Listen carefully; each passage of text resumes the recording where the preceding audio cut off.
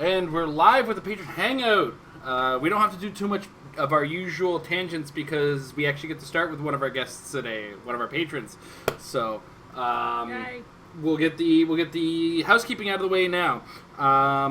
This is the Patron Hangout. If you're watching us live right now and you're in the chat, we will only answer anybody who offers up a super chat. Today is reserved for our wonderful patrons who help support us through thick and thin on the channel. They keep things running, keep things cheap for us, keep the costs down, and we pass that on to them as best we can through this hangout. What else is there to add to that? If you want to join us, check us out at patreon.com/marriedwithclicks. And you get access to this Patron Hangout as well as our Patron Discord, which if you don't have the AV equipment to join in on this, you can always pop in on the Discord and pop in your questions. One has popped in, but that will be the second question we address as Mike will get the first go because he showed up. And then a little bit of channel upkeep. Tomorrow, the Metal Lab will not be live. It is a holiday locally, so we're taking the night off to kind of just relax and enjoy any amounts of barbecue or whatever during the day off. And yeah, that's about it. All right, so that said, Mike, you have the floor, sir, with the first question.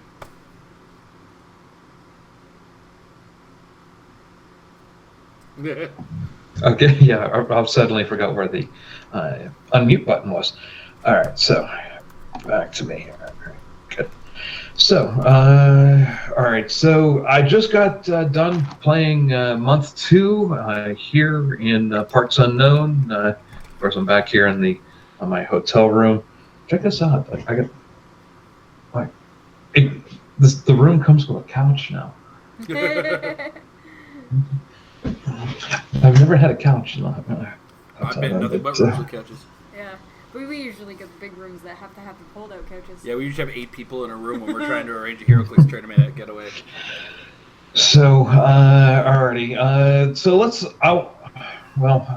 the other questions want to talk about Star Trek, but I wanted to talk about the month 2 stuff. So sorry guys. Okay, so should I stop coming here to this local event here? Because if you recall the complaint that I had last month, I think I mentioned it on air, that the can you believe this?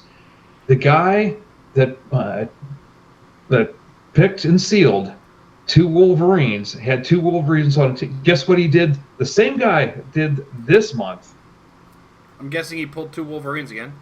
Yes, he did. And I don't know, okay. I guess there wasn't really much of a question in there, other than how ridiculous is that?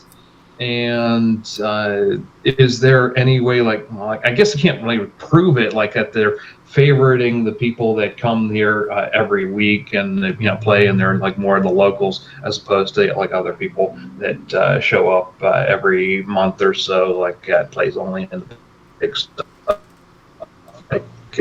this guy. So yeah, it's just I found it really interesting. That's the same guy who did it again. Yeah, you know what? This stuff happens. And it's really weird. Wolverine, in the case of this set, he's tagged to common, which means there's more instances of Wolverine happening in the back than there would be, say, an Angel or what's another rare? Namor, right? So when it comes down to it, Wolverine occurs more frequently. He's common. And the fact that this guy pulled 2 of them twice in a row, it's common. It's really hard to argue that, he's going out of his way to get them.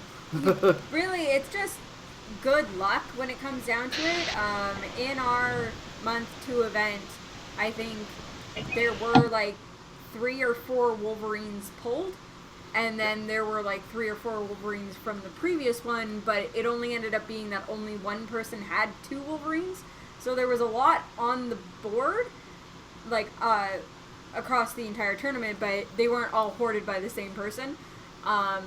It's just kind of really lucky draw for him and kind of unlucky for everybody else that it just happened to be that he was the guy that got all the Wolverines. Yeah. You know what? People talked about my luck at the WKO and they saw that I had pulled 2 super rares. But then you look at the selection of the super rares and Avengers, Black Panther, and the Illuminati, and I want to pick you to pick 2 of the bottom 3 that anybody wants to pull. Like the bottom super rare in that set is Maximus. That goes without saying. And the other 2 were the Hood and Ebony Maw. And the fact that I got second place took some mental gymnastics to pull off and some hella bad dice from Mike White in the top 4. So, I mean, luck is a factor in sealed, but when 2 commons are the thing that's beating everybody up, you gotta shrug and go, "Whiz, kids, come on." It's really the best you can do when it comes down to it. Either that or these boxes are searchable and he figured out the algorithm. Sometimes that happens. I mean, when it comes down to it, if you're able to actually physically hold the boosters before picking them, Angel is in a different plastic than everybody else, so he's really easy to pick out. But that's the exception as opposed to the rule. Yeah. Like everything else in this set. I mean, like Colossus I think is pretty heavy. And that's the only other one I could think of that might be easy to pick out. And I mean, if they're letting them shake them throughout, don't let them do that. The way we do it, I do it in the store because I'm judging for Regenesis because our regular judge wanted a chance to play in an event. And I didn't want to deprive him of that. And he looked like he was drained out of his life on judging. But what I do is I take the box and I take the packs out of it and I throw them on there. And if the judge is doing it, it happens, And I'm literally just grabbing 3 packs and throwing them. I'm not paying attention to who I'm passing them to. I'm just grabbing 3. And, some guys got 2 Cyclopses. Some guys got 2 whatevers. It happens, and there's not much control aside from, I mean, there's literally no control over it, I think, when it comes down. If it's being handed out properly in a state. Yeah. Okay, so Mike, before we move to your next question, we're going to address the Discord. And it starts with Nate White, who wants to know, he wants to start with the Star Trek Next Generation and the meta. Is Q Prime really all that's it? Okay, well, so we'll start with that one. And I'm going to say no. Q Prime is not all that's it. I actually kind of went over this in Into the Mind of Madness this week. Geordi looks playable. I mean, he's got prob, and prob for a single die. So, and as I've said, if I can't tell you how many times I've missed with a 7, a 6, and a 1 against an 8. And then Geordi, if I had Geordi as a probber as opposed to somebody else who was a probber, like a full prob gives you a full reroll, which really drastically changes your odds. Whereas if I have a 6 and a 1 and I need an 8, well then Geordi lets me reroll one of those dice. Now my odds went from, whatever rolling an 8 is on 2 dice to only 1 in 6 chance of failure on that second dice, and actually a 1 in 6 chance of a critical hit. Like that's, I love those odds when it comes down to it. It's like a 5 in 6 chance of success, one of which is a nasty awesome success, and I think that stands out. Both Wesleys seem super playable. The Q Prime is great. The other Q is also usable. Not necessarily right out the gates. There's some kind of use for him, and it's not obvious. Detective Data seems like as the end-all be-all prop in combination with another Q or even Trelane from the previous set. I think goes a long way. There's life for there's a few probabilities. I think there's a lot of scientists in the set that are getting overlooked as well, because scientist is already a pretty solid, well-versed keyword with a lot of tools. and this just takes that toolbox and extends it a little further. I think we now have a robot with leadership in this set. I can't remember who it was. Without having to resort to Prez Rickard. So as a result, I feel as though there is more than Q Prime. Q Prime is just the obvious, just added to a cosmic team sort of figure. Whereas there's other things that add to other teams that are possible, and I think there's something to be said for a lot of what's in this set. I don't know, Amber, do you want to add anything? I got nothing.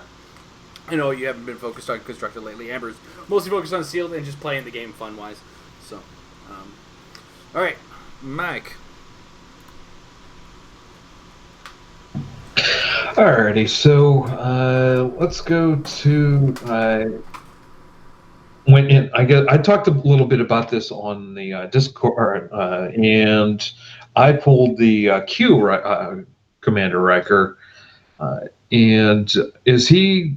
Where do you kind of see where he is on the cosmic teams? Like, because I'm already trying to formulate something with him and the other. Oh, wait, hang on. The guy's name fails me. He's the 2x2 guy, cosmic guy.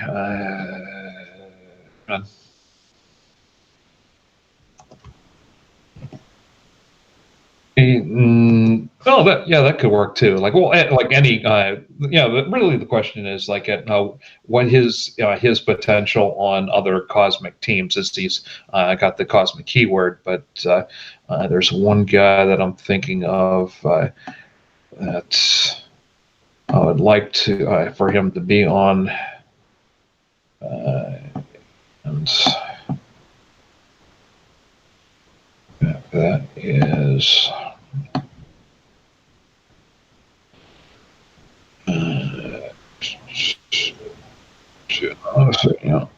Kronos. Mm.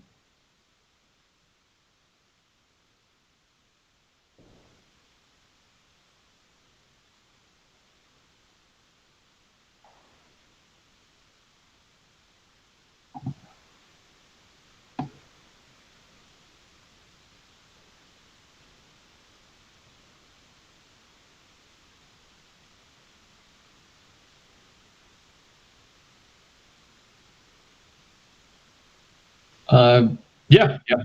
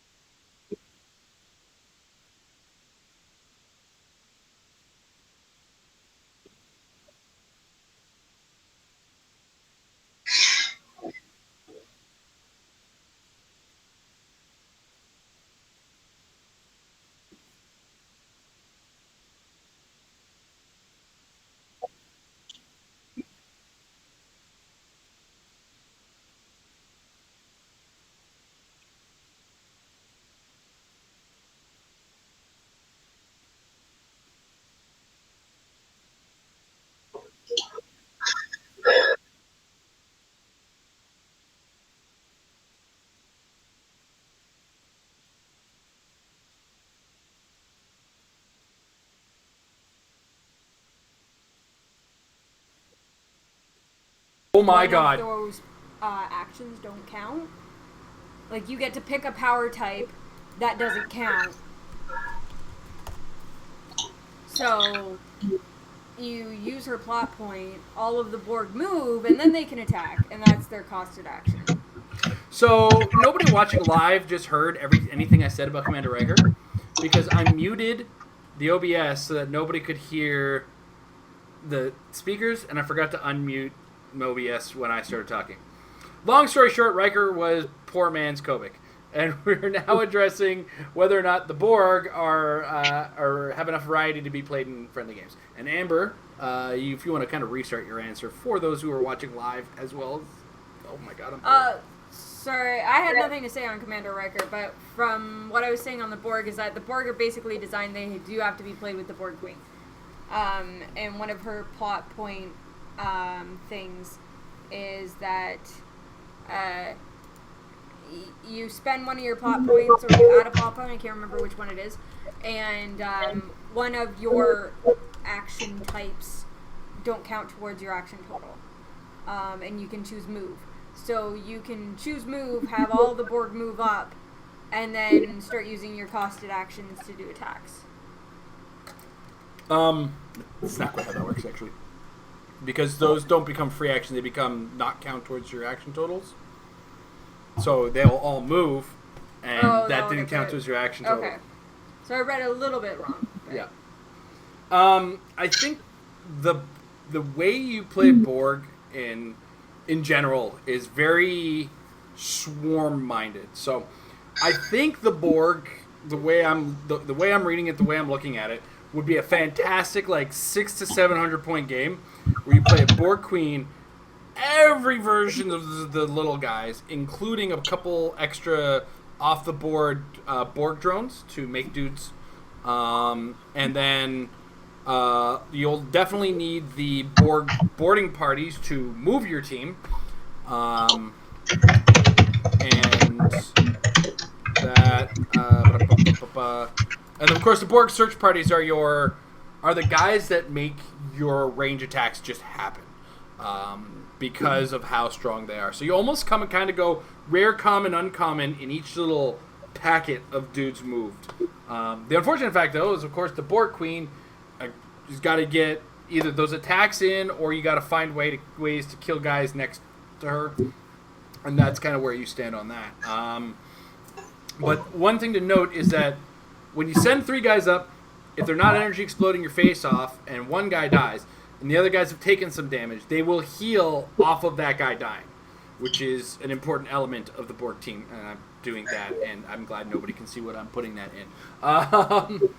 So ultimately, they are, I think, a strictly casual sort of direction, but it's on a wide scale. You don't really expect the Borg to occur in small numbers, and that's the hard part of that. Of course, becomes the investment in it, because there's only so much Star Trek in the world, almost none in Ontario anymore, apparently.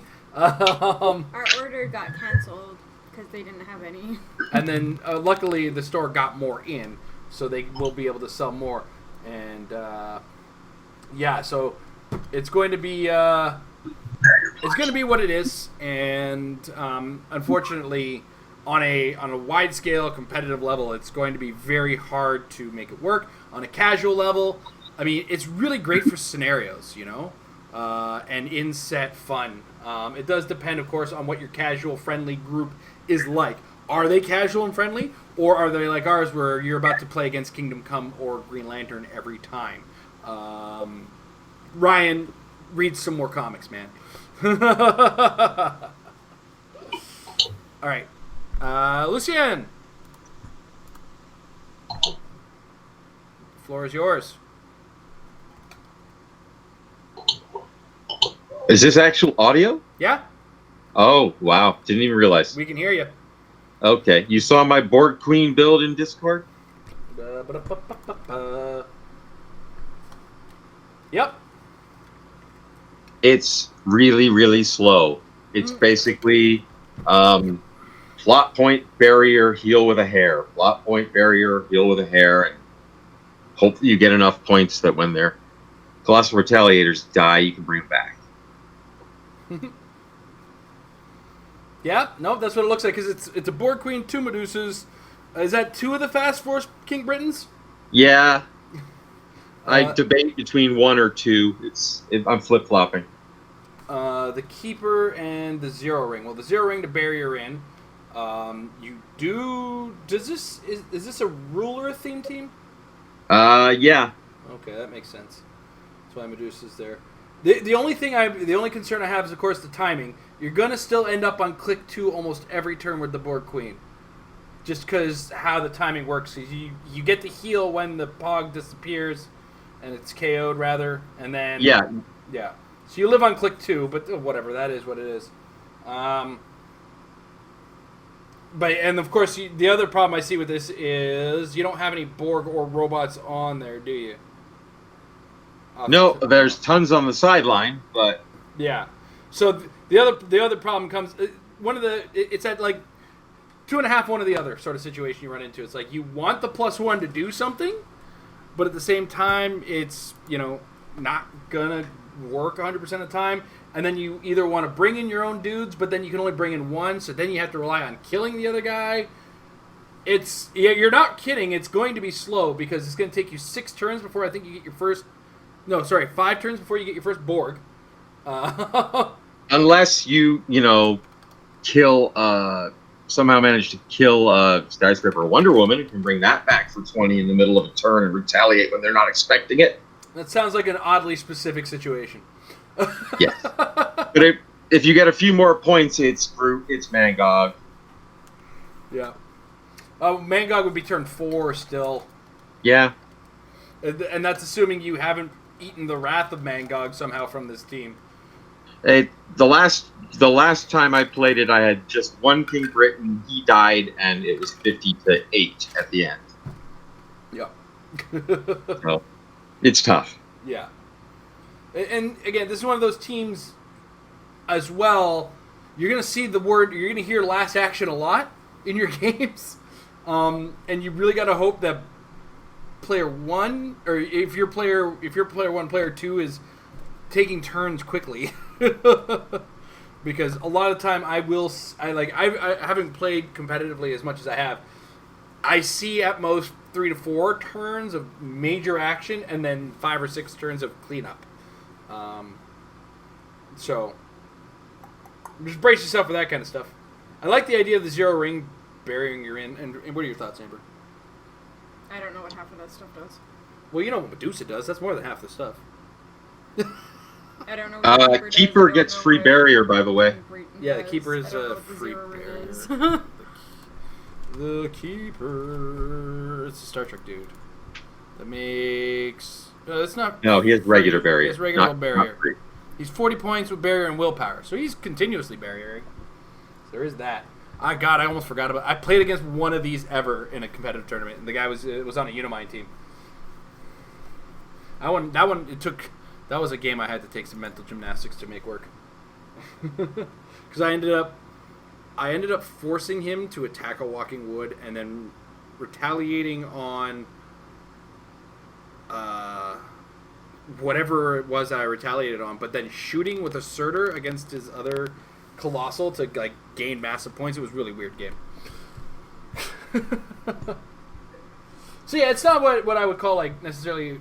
it's a good idea. I'm just going to show people... let's see if I can... open link. There we go. Show people briefly what we've been talking about as a team. This is what he had come up with. There we go. Okay. So yeah, slow plotting. I don't see it. There's going to be a lot of teams that kind of force the issue on you, even with the use of barrier. But it's not the worst idea I've seen using the board queen. All right, Michael, back around to you. I love how it's the busiest day the first time you show up, like, before the show.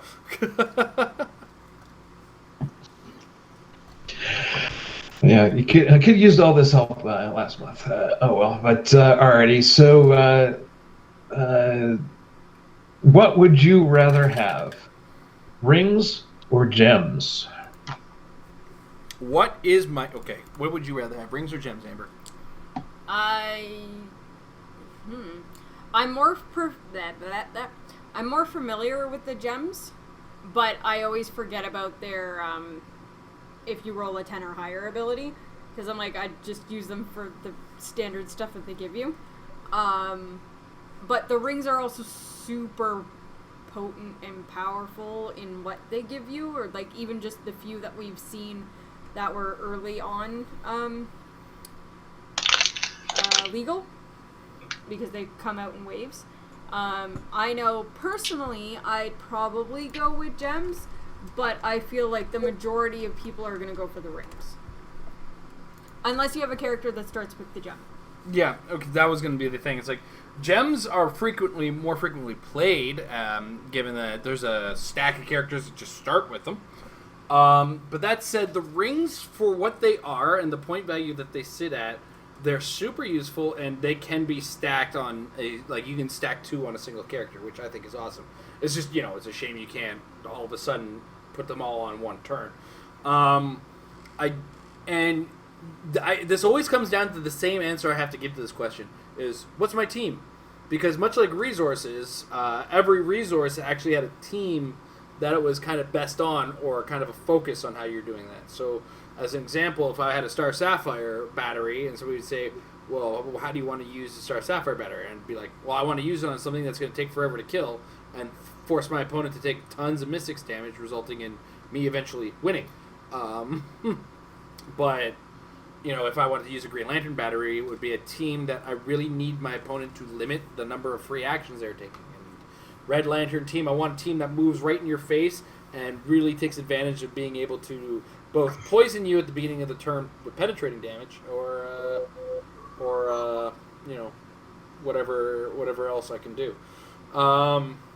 So in the case of the rings, I want if each ring will have a team that it is good on, and that's kind of the focus. Like, the Ice Ring is good on a team that needs the protection of barrier. The Nightbringer ring is really good when you have a character you kind of just want to protect with some extra stealth, as well as give out some smoke cloud to possibly drop opposing attacks and whatnot. The big thing about this is that there's what a lot of the rings are is a power with a limited version to quickly use that power. An example of this is the Influence Ring, which gives you Force Blast, but also gives you the ability as free action to knock a guy back 1 square. which is perfect. Like, sometimes you just need that, and then Force Blast, and that's, in some cases, 2, maybe more free damage. I think that's super potent. So it comes down to what do you need in that sense, and the powers on the rings are a little bit more active, where the powers on the ring or the gems are more obvious and more like, I need a character to suddenly have Perplex. I need a character to suddenly have Probability Control. These are obvious powers that you want. Whereas like Soul Gem, you'll want somebody who you want to keep alive, or the Power Gem. I mean, like whoever's using the Power Gem, they're already going to be super effective or high range or just super potent in combat. I think the gems are a little bit more focused on who you're putting it on, whereas the rings are more focused on what can my team use. And I think that's the phrasing I'm trying to get at. So, personally, depends on my team. But in a more direct answer, I'm using gems more frequently while at the same time assessing which rings I can make best functional use of. And I know influence is definitely on my radar for some team ideas that I'm kind of running around for, with Memphis just around the corner. So that's high up there for sure. All right. Did Nate throw another one when I wasn't looking? I know he's got a lot of comments about me screwing up big time. All right, cool. So then we move to Lucien. Lucien, floor is yours again, sir.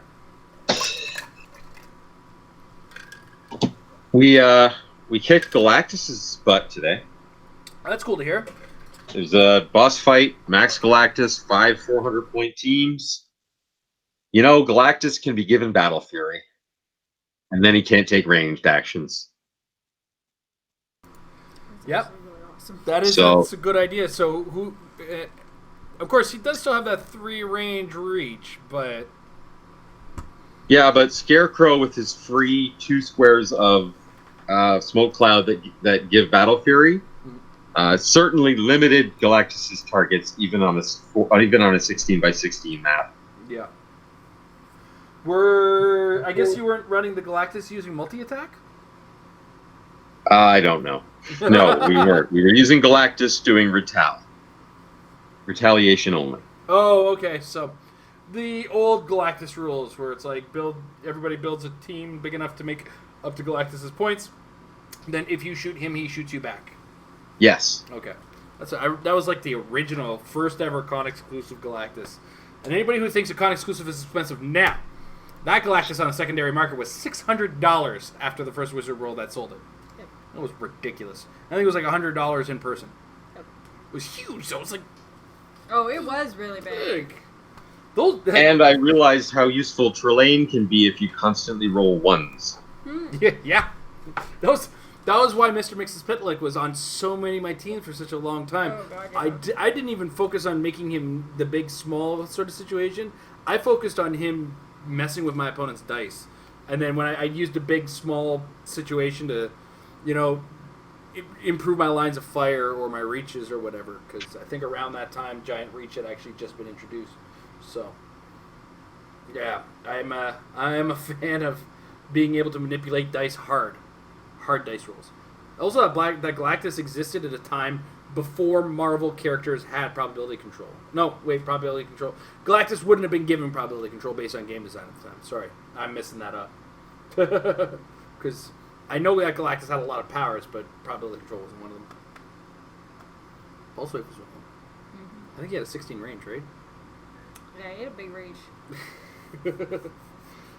You know what? Nowadays we have so many combinations of things that could just deal with something like that. Yeah. Well, it's like how powerful the Dark Phoenix used to be. And she was, like, protected against so many powers. And now, like, look at her 800 dial and you just laugh. Wait, doesn't she have, like, 16 defense or something ridiculous like that? It was bad. Like, it's bad by current standards, yeah. You mean, right? Yeah. Like, she was powerful at the time. Yeah. Things we used to let get called powerful... Yeah. Man, let's go Dark Enix. Phoenix. This is the original. No? Is this it? Yeah, it's part Oh, of it's part of Mayhem. Mutant. Okay, no, she had a 19 defense, which was massive back then. And a 14 attack. Like, her stat line was huge. But And that's her 1,000 point dial. yeah, oh, that's the 1,000 point. Okay, Yeah. and then it's 200. No, that's the wrong one. That's the wrong one. At the bottom. Oh. At the bottom. 800 points. I welcome to the stare at HC Realms without sharing. It's part of the show. Actually, you know what? I think it's just because I played her on Rookie. Or maybe look at Rookie. Maybe I'm thinking of the Jean Grey then. You might be thinking the Jean Grey was pure trash. Jean Grey was horrible. That colossal This is Jean still- Grey. Still pretty good at 600 points. Was she part of Mutant Mayhem as well? Yeah, I think so.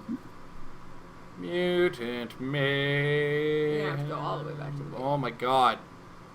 Oh, There it Mutant is. Mayhem was way back. Yep. Holy smokes. Dark Phoenix, Nova. Oh, the Jean Grey had only 1 or 2 lines too, didn't she? Maybe she wasn't. Oh, somebody gonna show up. Yeah, deal with it.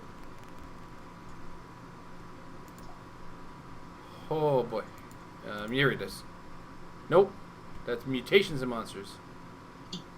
Was it called Jean Grey? Is she just Phoenix? Is this the Mandela effect? Oh, it might be just Phoenix. You might be right.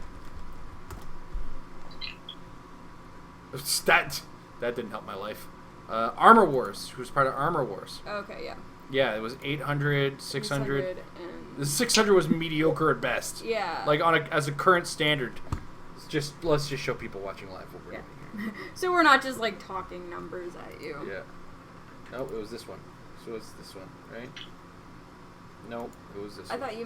thought you fixed it. I thought did, You took and away then- the one that. I thought I did. Oh, no, I'm trying to do this, and I need to do this. There we go. There you go. Yeah, so this stat line was 11 attack on a 600-point character. Yeah. Unacceptable. 17 defense on a 600-point character.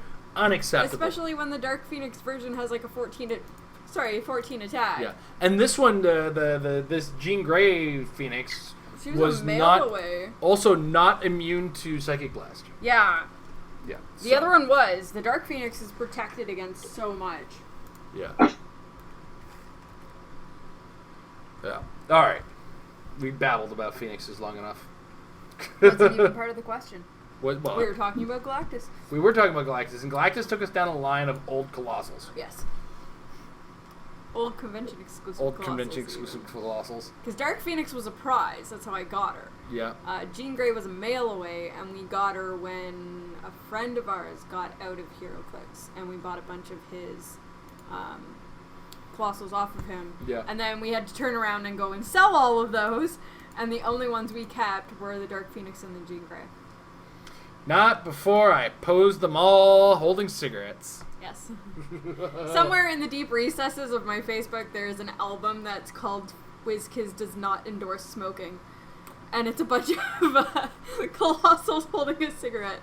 I used to be a smoker. I apologize to the children who are watching, but I quit. And you should never start. Yeah. All right. I move on. Michael.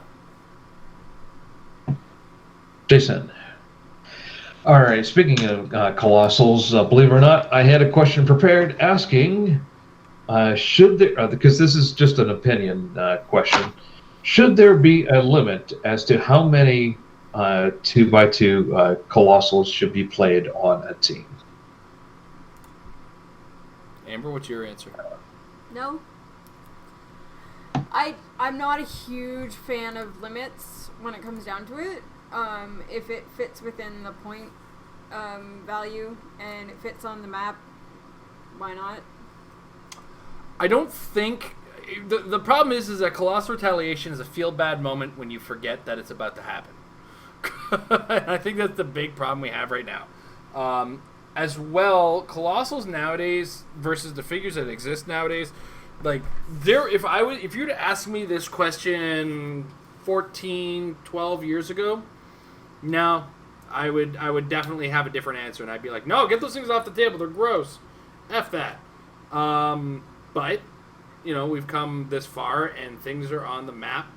that can definitely take them out. The problem I see with it is that changing tactics, they're very harsh to the standard tactics of the game, and as a result, when we have to change, we get uncomfortable about that. And this has been my complaints about the Canadian Goose for a little bit. The Canadian Goose being Prime Vulture. I call it the Canadian Goose because Emily is one of the foremost players of it, and man, did it hurt to lose to that. Because I also played a team that had 3 figures that weren't 2x2 bases, and Emily killed me on turn 2. So problem number one is I made her work for her kill on me, but that was an uphill. That was not an uphill battle. That was a straight up battle against an icy wall. Yeah, and all things considered, there are ways to deal with it. You just have to adapt. And as an example, and one of the things I neglected as a team builder / practicer with Amber is I didn't warn her that her team should never be together when you're playing against a Mangog, because a Mangog will one turn wipe her team if she's not careful. The other thing we didn't prepare for was getting tanked. I mean, yeah, I assumed Amber was used to getting tanked by now. No, because I've been getting tanked for years. Never happened. And I played in a locale that has Tom Kerr, so tanks happen all the time. In fact, Tom plays 292-point teams that happen to include a Pim tank. The funny thing about me playing Constructed Competitive this year, both at the New York States and Canadian Nationals, first time playing a Unimind. Yeah, I know. It's been around forever. First time playing against Unimind, and the first time getting tanked. And I had no idea, I knew what the tank did, but I'd never seen it, it never had happened to me. So it was I don't know how to react to this. I didn't know that you could close combat tank. I didn't know that. I thought it was always a ranged thing, because at the time that the tank first came out, Jakeem Thunder was the reigning champion figure. So everybody was shooting with the tank. So when I had Isaac, of course Isaac, come in with Kobik and call in all new Wolverine and have her throw a tank on top of me, I was like, what the fuck just happened? So yeah. Yeah. And then Ed went ahead and had a Mangog and a tank, and I had to decide which one was worse. Yeah. So long and short, Amber in 2019 is having 2017 problems. Mm-hmm. Or rather, is having to react to her first time dealing with things that we've all dealt with in 2017. So, and 2017 was the year you couldn't come with me to Worlds. No, 2017 was the year I did go, but I didn't qualify. Okay. Yeah, so,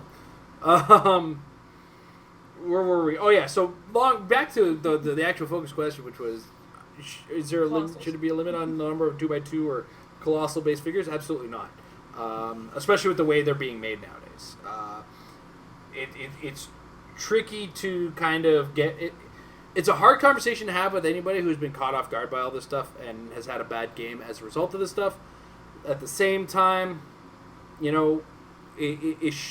losing badly to something like that should be kind of a learning experience as opposed to the reason you call for the banning of things. So ultimately,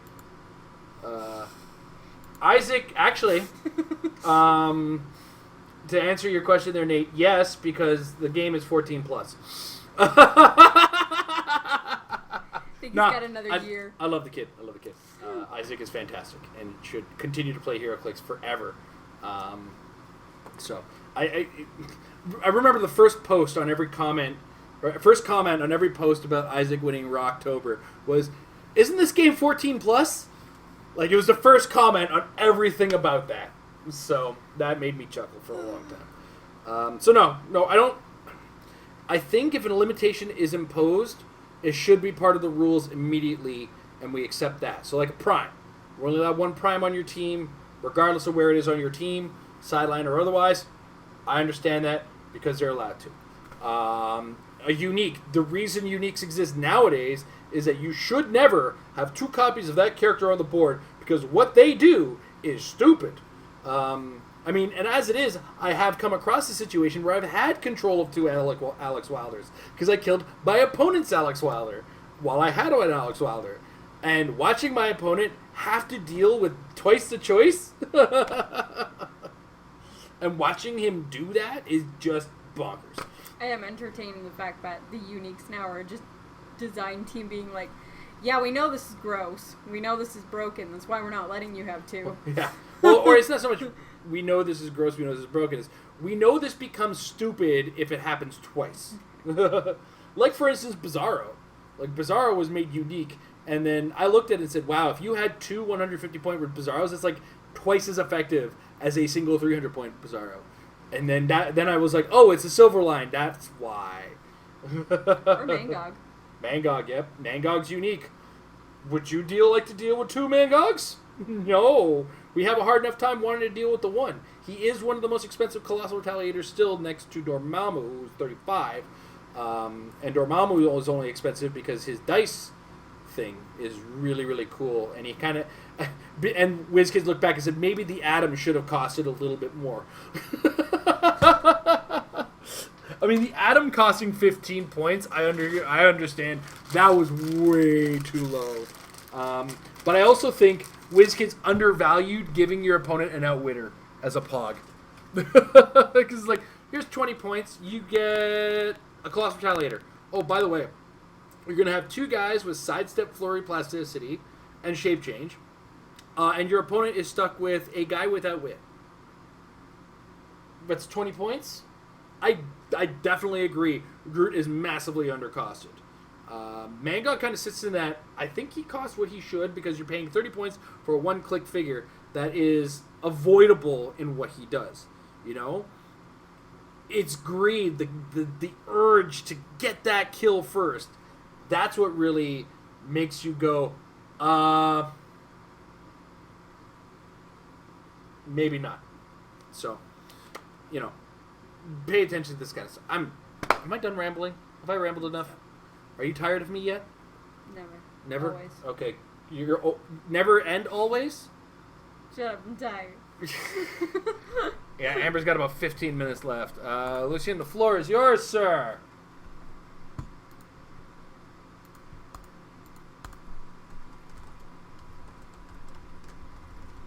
And Muted. There we go. There we go. How would you write up a cheat sheet for a team for a brand new player? I'd hand the pack. I honestly think the pack is one of the best cheat sheets in existence, so long as a player has come in with some understanding of the rulebook. Because in any game, the rulebook is the first thing you should read, which gives you the basics of your rules. And then the powers and abilities card kind of exist there in itself. And once you understand the rules, the powers and abilities card makes perfect sense. Too often, I'm asked the question, what powers work together?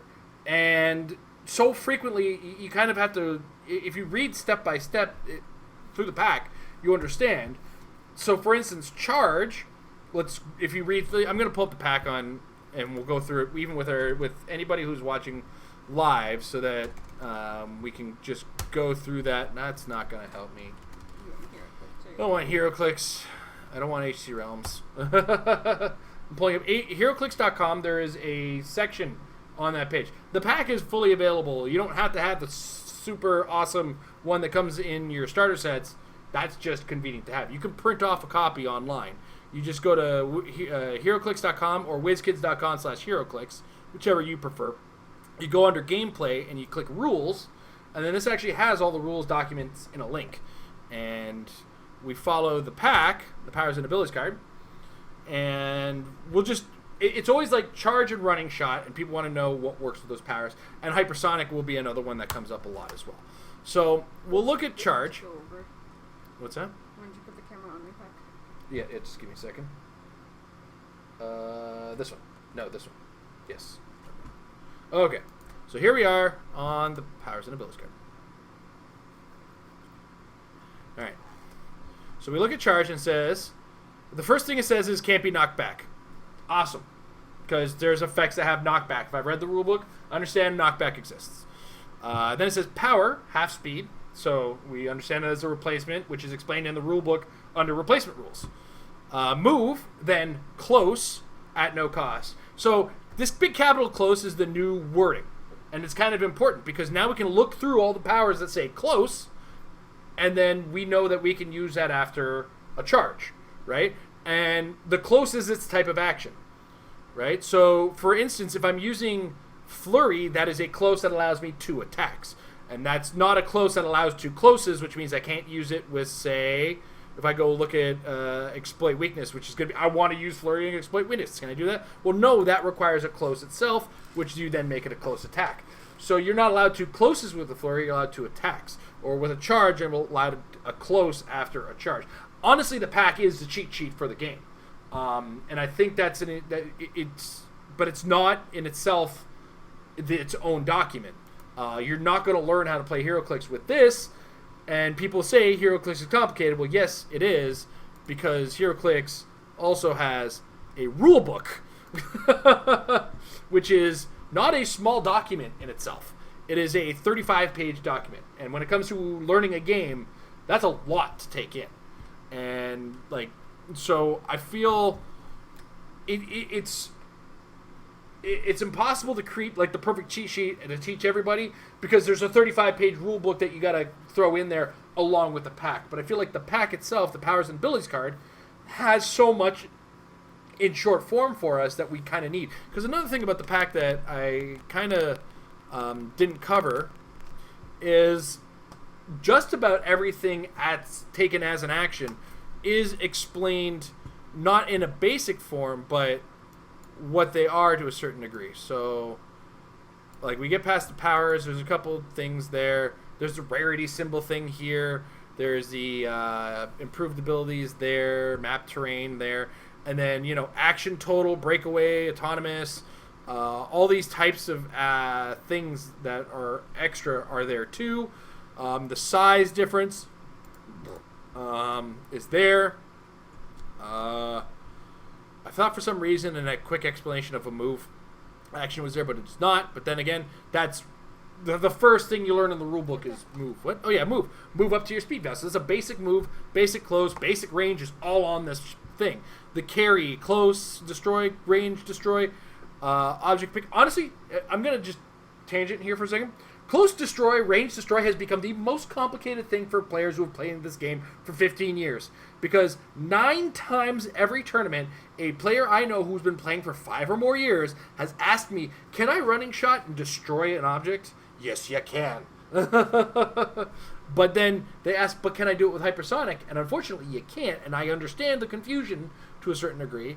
If you've been playing this game for 5+ years, there is all of that. I'm on a rant. So it's kind of actually easier for newer players to learn the game now than anybody that's been playing it, because of the way that the rules did change in 2017. So, yeah, when it comes down to it, this Powers and Abilities card is probably the most useful tool that any player, new or established in the game of HeroClix, can definitely make functional use of. And I just realized I've been doing this in the chat. I'm going to throw you a link to I don't know if you've seen the rules page there, Lucian, but it is now in the chat messages of this Hangout in the bottom left there. That has the links to all the stuff that we've been talking about. It's weird. I get so used to talking to the world out there, and I forget. Oh yeah, I'm talking to the Hangout on the Patron Hangout. So. But yeah, long and short, the Powers and Abilities card in its current iteration is great. The thing is, we get caught off guard with so many things that are in the comprehensive rulebook. This is the thing that really makes a lot of the minutia of what we look at in the competitive game as super strong really kind of blows our minds, and that is unfortunately something we take. The game is talked about currently by people who are very well established. I don't think I need this anymore, do I? The game itself is talked about. Nope, I need this. By players who've been playing the game for too long, and our preconceived notions are there, and we understand how the smallest things can make the biggest changes. Like, I think I was the only one who said sidestep is probably one of the strongest powers in the game when it was first shown. And nobody believed me. And it's such a potent power. I was totally on board with it. As soon as I was like, yes, now everyone has move and attack. But I say that because at the time, they were just like, ooh, new power, let's give it to everyone. Yeah.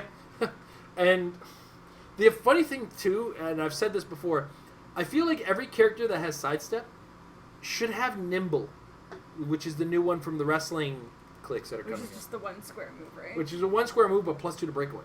Yes. So, anyway, that's my kind of thing. So, to answer your question once again, I feel as though the powers and abilities card, best cheat sheet for a new or established player, but there's a lot of value in reading the rule book because there's a lot of things in there that still don't get into the pack. Critical hits and critical misses in the powers and abilities card. I think so. I think so. I just want to quickly check. I think it might even be under attack. There it is. Yeah. Finalize attack critical hit. All targets become hit, and you increase the damage dealt by 1.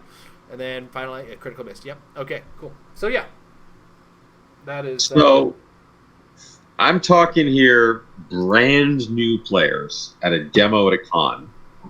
So I'm thinking maybe I should just copy the relevant powers from the pack that they actually have on their card into a document.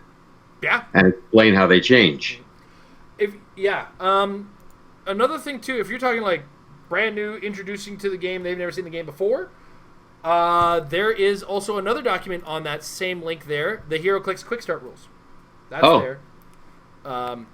That's super useful. That was given out before with Free Comic Book Day Quick Start kits a while back. So like on Free Comic Book Day, instead of the figure that we're doing now, for two years, they gave out the Quicks 2 or 3 years, they gave out Quick Start kits. And they tried to do it for New Guy Night, or the Sidekick event thing that didn't go as well as I think they were really hoping it would. Yeah. So yeah, the HeroClix Quick Start rules. That one, I don't think it covers much in the way of powers. No, it explains the dials and like moving on the map. Yeah. And the other thing too is the characters that got packaged with this, the powers on the card had an extended explanation with them as well. So it was charge would it was the old Captain America and Iron Man. There was a Captain America Iron Man one, right? They came with a super small map. It came with this quick start thing, and on the powers on the character cards, charge was explained as half movement, then make an attack, and it was in a base form, like not in the super like worded pack version of it. So as to say, hey, you're a new player. You move half your movement and attack if you have charge. And that was the way they worded it on that. And I think that quick start, in conjunction with a brief explanation of what each colored power does on a character, is the best way. In addition to which, make sure whatever characters that you're using to demo are super simple and super easy to use. In fact, if you can find that Captain America Iron Man quick start kit somewhere, use that. Because, like I said, the character cards on them, super quick explanation. I might have one, which isn't going to help that much. Well, I mean, if you're using it to sit on a table and demo the game, it kind of, I mean, it's 1-to-1, sure. If you're having multiple demo tables, you're gonna have some extra work ahead of you. But all right, Amber, it is your bedtime. Yeah. So hey, say goodnight to everybody. Good night, guys. Even though you're half asleep throughout half of this. Pretty much. Sorry. I gotta sleep. We gotta change our day for this. I'm high on allergy medicine. Good night. Good night, Amber. All right, Mike. Floor is yours again. Bummer. I was just about to ask a rules question, but oh well. Alrighty. So this whole. I don't know the rules.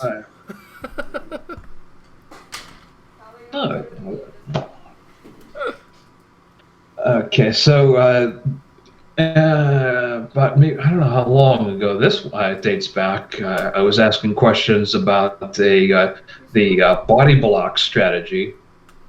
So with this whole new thing with the immunity to ranged attacks, can I put the WWE figures in front of figures that I really want to protect, and kind of guard line of sight, or since you can't, unless you guys I got colossals that can still shoot over, but is there, how much of a body block strategy is this? The ultimate body block strategy with these WWE figures that are immune to long range attacks?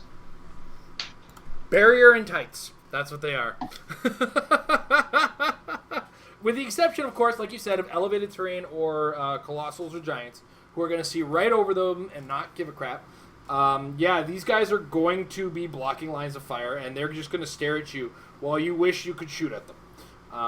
And that is, I think that's super cool. I like it because I've said, as far as design is concerned, the people who are going to be playing, this should attract a brand new degree of player. Because the WWE is a huge license, and then people are going to buy these things because they're big WWE fans, and they're going to grab them and be like, wait, these are game pieces? What game is this for? And they're going to start playing HeroClix. But then they're going to play with Wrestling HeroClix, and if they hadn't given them this, oh my god, you can't shoot at them immediately trait, they would just get blown right out of the water, and all of a sudden, a brand new player is like, well, why do I want to play this if the wrestling guys are useless? So, I kind of understand the design for it. And as far as the future and using them to block lines of fire and everything, it's a valid strategy. It's a strategy we've been using for years. We used to call it stealth before the Superman ability and before improved targeting hindering became like the standard of the game for a little bit. Stealth guys would block lines of fire for us frequently. In fact, there was a debate I had with a friend at one point where he was like, well, what was it? I'm going to use barrier. Cool, I'm going to use 4 cheap stealth guys. And the 4 cheap stealth guys were always there.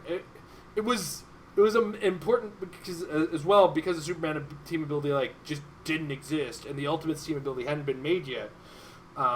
It was pivotal in a Green Lantern tank I created with a feat card using Trick Shot, where the Green Lantern had ranged combat expert to start, and I would carry a line of Hydra guys, and it was the Hand Ninjas at the time, where Hydra team ability, and they had stealth, they're super low points. And I would get, and it used to get +1 attack on range attacks if they could draw a line of fire to the guy. But then I would just blast people out of the water with, +3 attack on my range with enhancers who were behind it, and nobody could return fire because they couldn't see through my stealth guys who were blocking the line of fire to the Green Lantern. It almost wasn't fair when you consider it. And we might see a return to something like that.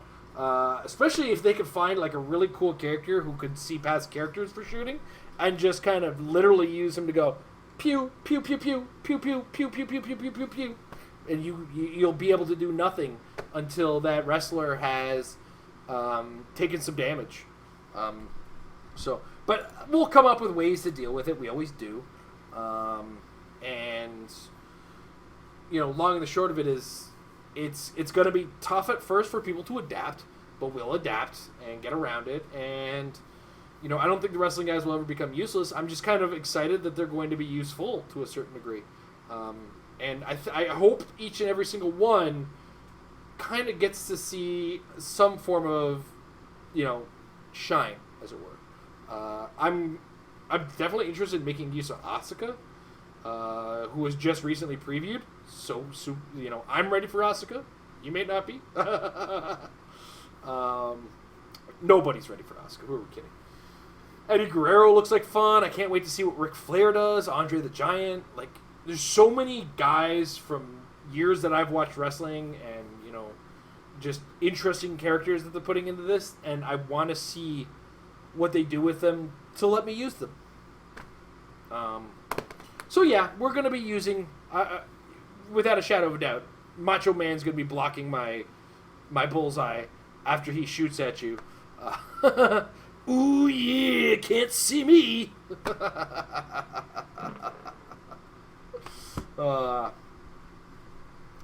The cheese will rise to the top. That's what cream's no longer rising. The cheese will rise to the top. All right, Lucian.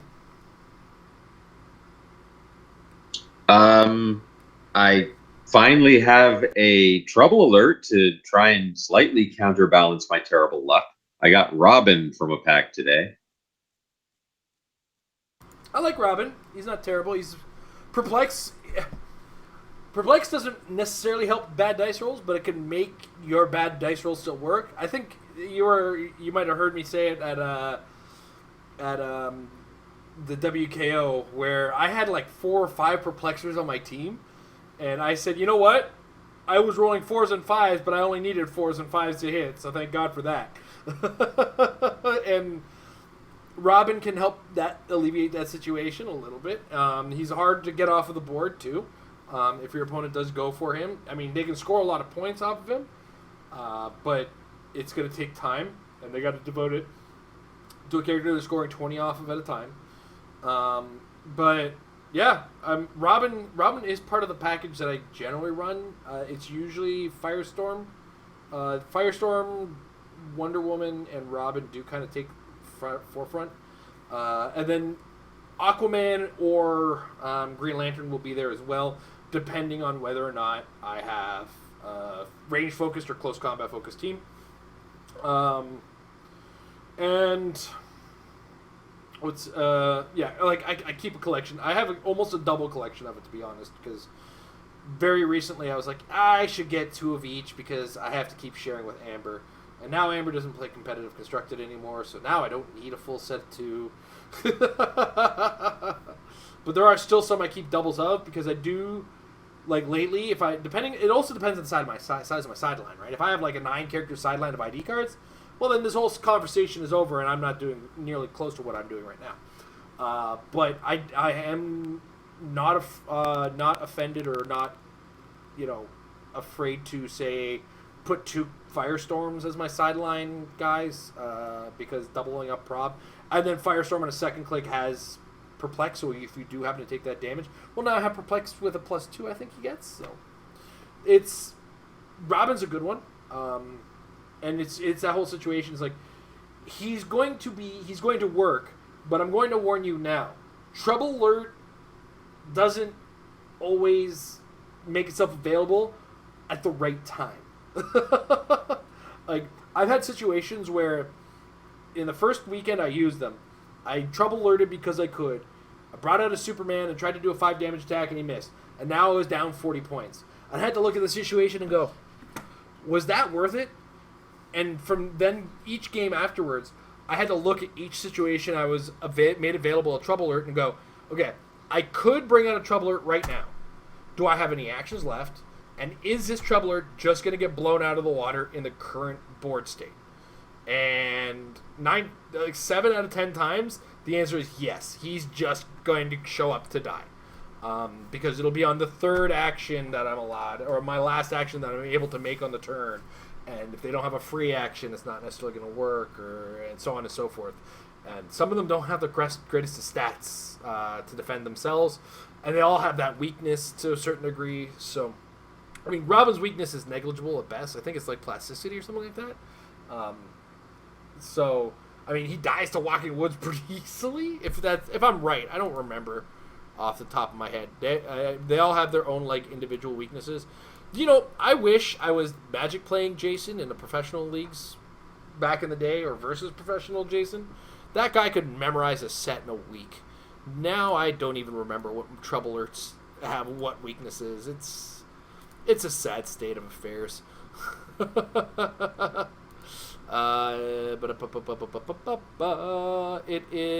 is plasticity. All right, I was right. He's immune to being tied up. Or sorry, he's weak to being tied up. So yeah, other than the fact that he has a hard time with Walking Woods, Robin is a good option, not a bad character per se. Just when you are bringing him in, I have to end up with this advice where it's like, trouble alerts are not the answer to your problems at all times. They're the answer to your problem at a point. So brace yourself for that. And, be aware of how many attacks you can make with the team you have. Like, I've you can trouble alert on a critical miss. First action, cool, awesome. I can work around that. But a lot of the teams that I have run the trouble alerts has been teams with like multiple walking woods making flurries. So like if 2 walking woods attack, that's 4 possible attacks, and if 3 of those miss, I still have another action. Depending if I have leadership, 2 possible other actions. I bring in my trouble alert. It's less damaging to me than say if I was to do it on the 3rd walking wood making the, or the 4th walking wood making the attack. Misses on the 3rd one. It's like bad timing. So yeah, I think that's trouble alert math for you. Robin, great version of the trouble alert. Don't get me wrong.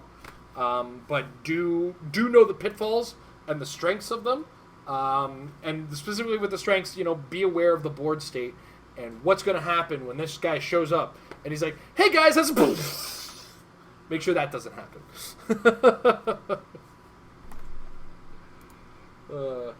Yeah, I trust Amber more too, Nathaniel, but she's lost her confidence in her knowledge of the rules these days as it is.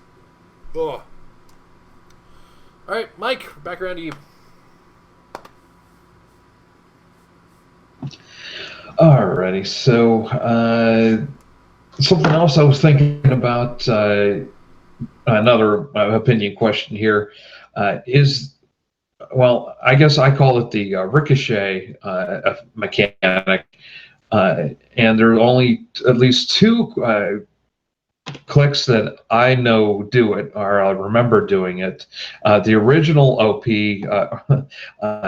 Phantomex that had the Eva do a ranged attack from wherever it was placed, and I think there was a Captain America that you can also do somehow like another ranged attack after you hit either a wall or something, or it was kind of like this effect of like throwing the shield out, hitting the wall, and then you can hit somebody 6 squares down from there.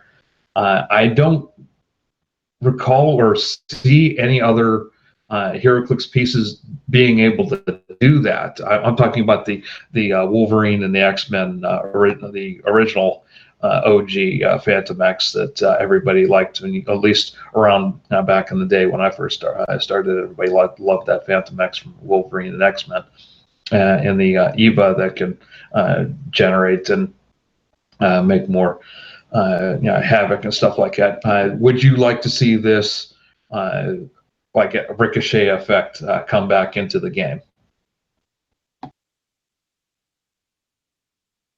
2.5 and 1 or the other on that one. Phantomex was cool. Don't get me wrong. I thought he was cool, but he was also a feel bad character because nobody likes a dude who's still in the starting area when he's shooting out of a little pog that can do that. And to kind of jump on what else you could do, who else could do that? There's the Iron Pharaoh, who was probably the most broken version of it because Phantomex felt fair because you could attack Eva. Iron Pharaoh's bird you couldn't touch. They had to errata that thing pretty hardcore, and even then it still managed to win a tournament. There's been a ton of this kind of stuff.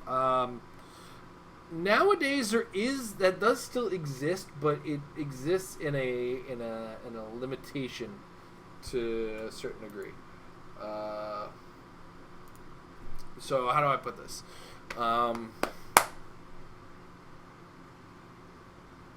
Nope, I don't know how to put it. When they do it less powerfully than Phantomex does, and it does kind of show up to a certain degree. Like they had a Phantomex in Deadpool and the X-Force that was able to do some limited version of that, and it was, I believe, one of the Fast Forces Phantomex that was able to do it, or the main set one. I can't remember which one, but one of them had basically the same Eva, but a limited version of what it was capable of. And the thing about it now is, if it existed now, Colossal Retaliation would just step on its face. And you'd be like, all right, cool, whatever. You shoot through that bird. I'm coming to get you. You do that. You just understand what's about to happen to you, okay?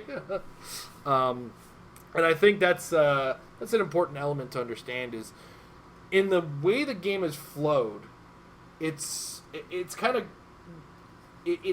taken that strategy and thrown it out the window by creating Colossal Retaliation.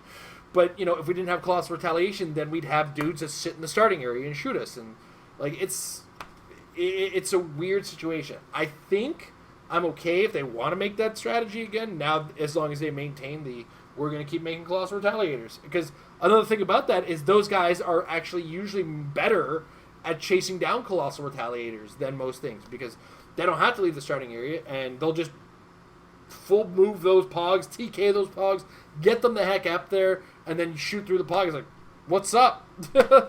Good night, Retaliator. And I think that's an acceptable two-way answer. It's like, well, okay, you can kill a Retaliator, now I got to bring a second one to possibly deal with that, or, I plan a way to get around it.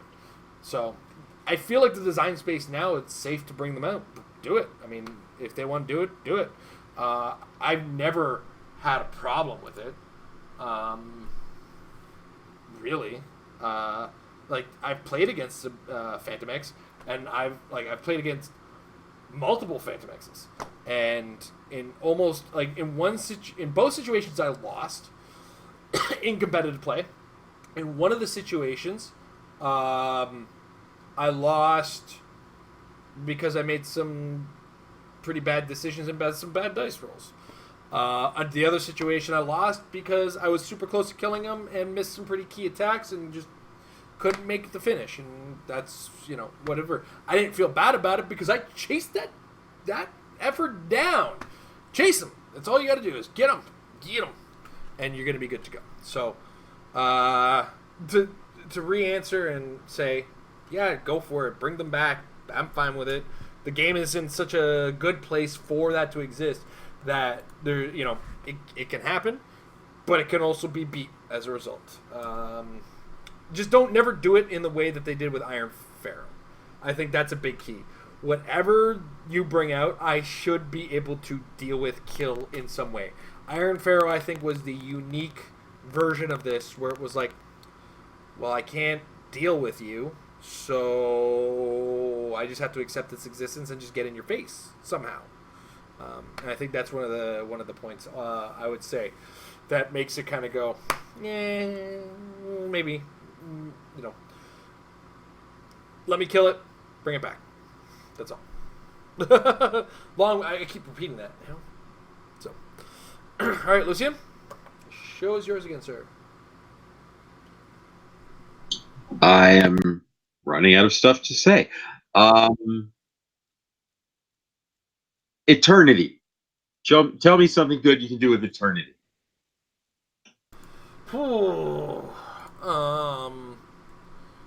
If I had Eternity, it means I would have lots of time. That's a bad dad joke. I apologize for that. But would you have enough oregano? I got parsley, sage, rosemary. I can get around it. And I've already got time. You know what? Just take me down to Scarborough Fair. We'll find something. Okay, Eternity is not a bad figure. It has been used in the past. The thing is Eternity works in what Eternity does is take a keyworded team that is generally lacking something and adds Eternity to it. And Eternity adds prob along with his when another friendly character is in a bystander would be KO'd. Once per turn, you can roll a d6. On a 6, turn that character's last non-KO click when Eternity is KO'd. This effect continues. So basically, throughout the entire game, if you can roll a 6 when something dies, it's coming back. Which is cool. Some teams can really make functional use of that. And so where I'm getting with this is Eternity takes a team that would really benefit from being a theme team but doesn't necessarily have all the tools it needs and adds a couple extra tools. So another character KOs a character opposing to it with an attack. Give it a notice token place. So, and it also gives some extra safety, motions where you could kill. The notice token works both ways. So whenever another character KOs a character opposing to it, which is, your opponent kills one of your dudes or you kill one of their dudes, you pop that notice token on it, and you free action, bring them back. And it kind of, for your benefit, you could get some yo-yo action out of that. So we take that knowledge and we say, you always aim for a named keyword team. And I'm going to say it. Are you guys ready for me to say it? Holodeck. Holodeck has what, 2-3 characters in the TNG set? Eternity makes it a theme team for 100 points. So now I got a holodeck theme team. Come at me, bro. Or, any of those other lacking keywords that you can think of. There was something else that recently showed up. I want to say it was in Black Panther, where it was like, who has this keyword? Well, Eternity has that keyword. So any of those really weird situations you come across, where it's like, oh, maybe I can make use of that. Eternity is the place you can make use of it. He's a champion. People are like, oh, there's not enough champions. Eternity's a champion. Shut up. He's an elder of the universe for all you. He's an offender because they seem to be lacking right now. So, put him with Baron Mordo. You got 2 figures out of your offenders theme team. I don't know what else you'd add to offenders. I have to double check. Golden Age, I'd put him on an elaborate death trap team. United Underworld. Yeah, there you go. United Underworld. They don't have any 100-point guys with probability control. Now you do have one. He's Atlantis. If Atlantis is on a downturn again, Atlantis ebbs and flows, and on the stock market, depending on where it is, if the stock is low, he's high because Atlantis was lacking. Hell, even better. Let's go current. He is a Jean Grey School for Higher Learning character. So now your yellow-based dudes still have their awesome versions of their traits with a team that includes Eternity. He's Kree. He's Skrull. He's Wakanda. He's Utopia. He's an X-Man. He's an X-Force. He's an X-Factor. He's an X-Statics. Not enough X-Statics right now in the game. Dupe needs some help. How much weirder can I get? Oh, you know what? We had a chase set in Rebirth that has its own keyword. The Dark Knights. He's a Dark Knights. What else we can go with? He's Earth X. He's Earth X if you so need. What's the Earth X keyword that's really weird? It was not really weird, but he's an enforcer. He's that missing piece of the magia. I feel like I'm chimney. Like he's the Willy Wonka's chocolate factory of making your keyword team work, because he's gonna add some he's gonna add some longevity on a 1 in 6 chance. He's gonna add some yo-yo effects to your team. He's just that guy, and so he's a hero for hire, guys. There, I said it. Him and Luke Cage. Luke Cage in Eternity for Eternity with Iron Fist.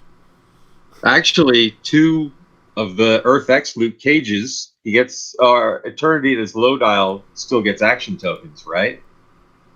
Yeah. So Luke Cage could theoretically be taking them off him because he's got leadership. And wait, all of the friendly characters within 3 squares and the police keyword. Guess what?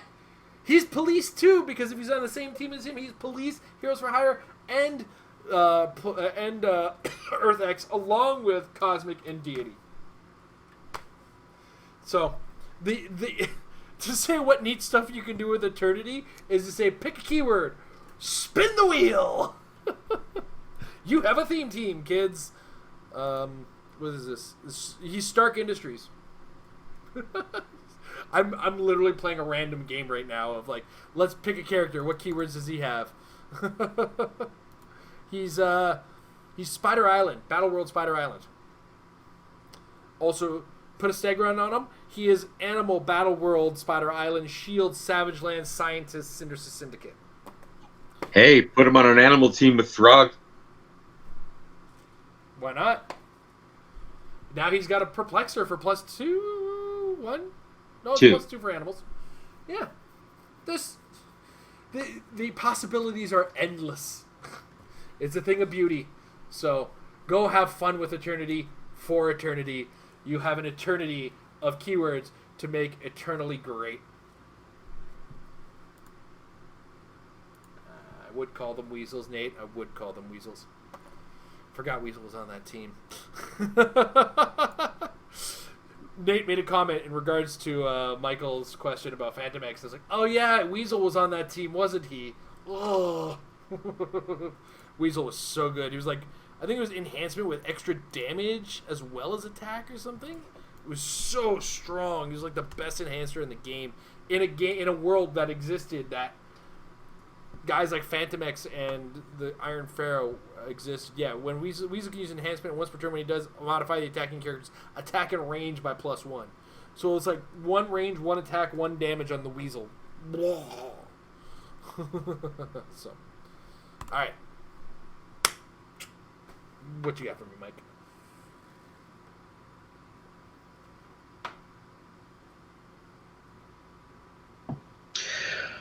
Alrighty, so forgive me if this is been covered because it might have been situational as far as what I have been doing. I finally, and this was a sealed event, I had finally found that Shazam that was made by, I guess, one of the contest winners, and we were playing on the, I guess that the floor with all the different glass that you can actually phase teleport into. Now, that gave Shazam stealth, or how did that work? Okay, it's been like at least a couple weeks ago now. But anyway, that whole trait where he can build up another level on his defense as long as he doesn't move. So I put him in that glass thing on the map there, and I got him up till about like level 8 there with that add on to the defense. And the judge was like, well, wait a minute, no, you can only do it up the roll 3. What I don't understand is who designed that trait, or because it literally does say like I can keep doing it as long as he doesn't move. I just add another token to him, and I just kept like, okay, let's take this up, see how far high we can get it, and I got up to level 8 before I guess I had to move him. So what's the purpose of that increase in defense if I can only do it up to 3?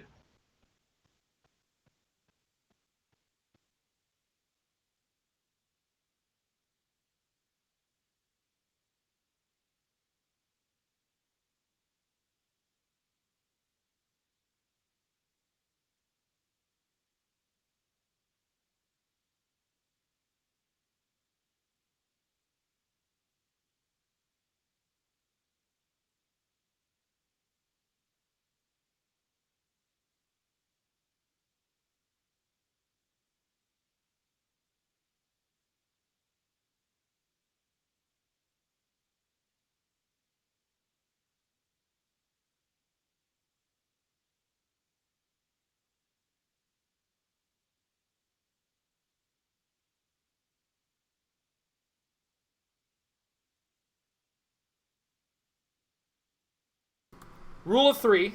Sorry, guys, I did the mute thing again. Very quickly. Again, I'm going to read the first sentence. Whenever the sum of all modifiers applied against single combat value is greater than 3 or less than -3. Sorry, guys, I'm using the external speakers. I'm trying not to make you guys hear voices twice. I am so bad at this. Sum of all modifiers is instead +3 or -3. So, we take the combination of all modifiers. Now, let's go to +4, just as an example. You have +4 in these tokens. They subtract 1 with Perplex.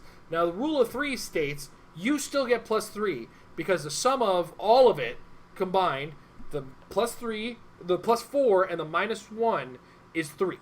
Right? Now we go up to 5, and they Perplex you -1. you still get +3 because they haven't brought it down below the 4, and then it just caps off to the 4. So while, yes, that is cool, why is it only go up to 3?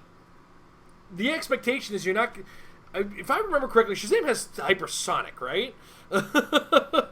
They don't expect you to sit still for 1 turn, let alone 2.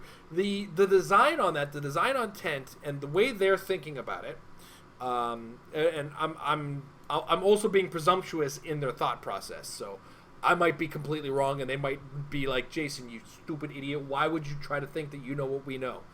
Because I don't know what they know. I'm just guessing based on my experience with game design. This is the power of Zeus. At the end of your turn, if he has not been moved or placed this turn, give him a Zeus's Might token. So the idea is you're getting this +1 while you're fighting in close combat, or you're shooting with your 3 range while still in the same place. Cool. Or you've got Indomitable on this character. You've hypersonic twice. You have to take a turn off. That turn off, you're going to get +1 defense. Right? That's their design space. If you are somehow still sitting still by like 6 turns, you have gone past their expectation when designing this power. You're just like, okay, so realistically, you have broken their design.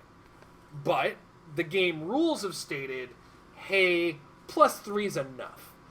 But at the same time, your opponent now, if you have +8, has to get -6 to your defense before it even gets past the rule of 3 in order for you not to get the full +3 on your defense. So, all said and done, you get +3 until they can go -6 to you. If you get the +8. If you get to like +5, they got to go -3 before you even get below rule of 3 points. So, there's never not... There have been situations in the past where I have played against players who are using the Sinestro Power Battery, and that gives you the negative only perplex.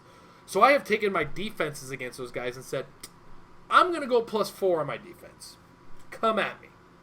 Because now if they only have the 1 -1 option, they're still, or they have 2 -1s, let's say, because a lot of the Sinestro Core teams were tent-pole focused teams, where it was one big dude or one small dude very frequently that may put that character over the top.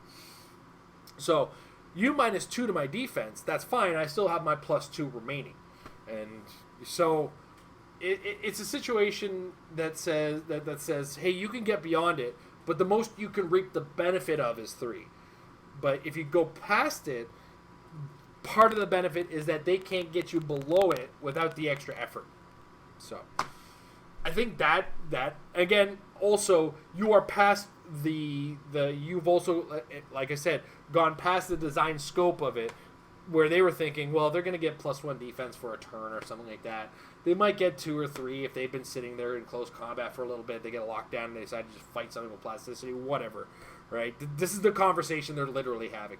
If Shazam is down there and not moving for like 8 turns, that's insane, and they're just getting +3 anyway, so the power's not that broken. Otherwise, Shazam would be... If you're getting +8 for that power, Shazam's not 200 points. He's 2,000 points. Because you're just going to sit there in the starting area and go, you come here. I'll wait. So, yeah. You're outside of the design. You're outside of the design focus. And you're also outside of the rules focus, which limited the design on it anyway. So, all right, Lucia.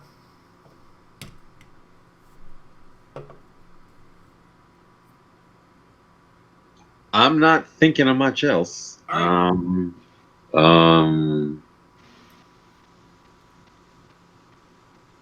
We can just Mike usually comes with a list of questions, and we can let him take over the show if you don't mind. Sure. All right. Thank you very much for joining us this week, though. It's always appreciative to have extra patrons on. Michael, you own the floor again. Alrighty, so all right. Is Clayface a suitable replacement in a monster team? Speaking of the Clayface from the recent recent DC set. Replacement for what? Okay, yeah, good question. Because like I'm trying to maybe look at these different teams that win and other teams that win. Next question up, I was thinking, asking about the takeaways from Gen Con. So, all right, what if I don't have these pieces? Okay, maybe I can kind of fit in another piece that I do have. So if that the metagame monster team, like let's say I don't have that Carnage, like can I put a Clayface in there instead? And would it still? I guess it. With Clayface versus Carnage, you're playing two different teams, I think. And I don't think he will. I don't think. I looked at Clayface. Don't get me wrong. Looked at him pretty hard. But when I looked at what my team was, I'm sorry, I dropped the DS stylus and I'm distracted by it. When I put Clayface in place of Carnage, you totally changed the way the team is kind of trying to do its thing. Because the way the team that I built, the monster team that I built, the way it was trying to do its thing is, I force you to attack a Walking Wood, I retaliate with a Carnage or somebody else. Either way, at some point, Carnage is coming in for 3 attacks, doing a maximum of 12 damage. Now, if you actually look at what the Clayface does in comparison to that, he's not doing that. Clayface plays a much longer, slower game with high defenses, doesn't take a ton of damage from when having invincible and whatnot. He has a Batman ally, which gives him stealth, so he's a little bit more focused on getting to you, holding you, hugging you, holding you tight, not letting you go. We're going to wait, and you're just going to take some damage, and that's poison. Yeah, you took some poison. You're going to take a little bit more poison if you don't mind. Are we against a wall? Okay, you're poisoned, and you're against a wall. No, stick around. It's okay. We're gonna keep going here. Or I'm gonna, he does attack twice, but he does it with 3 damage. He's a little bit more defensively focused, say, than Carnage, because he doesn't get there like Carnage does. Carnage gets there because you attacked me, and that's why Carnage is here. Clayface is there because he got there himself. Now, that is not to say that there isn't a monster team with Clayface. We have Clayface, we have the Bombshell Raven, we have the Rebirth Raven. Like, both of those Ravens are very capable of helping this guy get to where he needs to go. And I think that's something worth noting. So instead of trying to kind of take the fundamental of one team, you kind of have to go, okay, I see what you're doing here. I'm gonna do this. And you're kind of building a new team. And that's okay, because the monster keyword itself is a wide open keyword, and there's a lot of tools to it.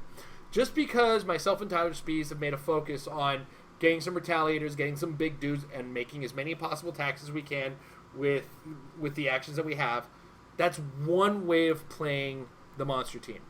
There is still this more defensive, more plotting, more get in your face, hold you down monster team that exists subsequently of what's there. You kind of have to look at the entire keyword and go, okay, what's available to me? And go from there. A couple things that are worth noting is that some of the most useful monsters do include Groot and